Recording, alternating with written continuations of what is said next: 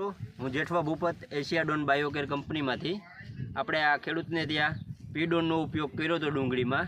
તો હવે ખેડૂત પાસેથી જ આપણે જાણીએ કે ભાઈ પીડોનનો ઉપયોગ કરવાથી એને શું થયું છે, રિઝલ્ટ મળ્યું, કેવું મળ્યું તો કેવું મળ્યું, શું છે એ આપણે ખેડૂત એના મોઢે જ કહે છે.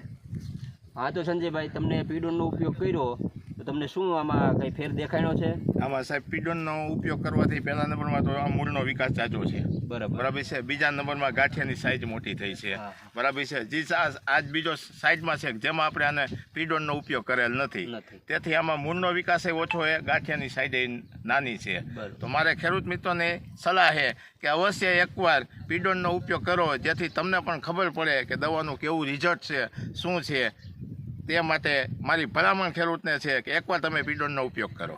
ઓકે સંજયભાઈ, તમારું આખું નામ અને ગામનું નામ જણાવજો ને. મારું નામ છે સંજયભાઈ શામજીભાઈ કોઠારી, ગામ પાંતિયાવદર, તાલુકો ગોંડલ, જિલ્લો રાજકોટ.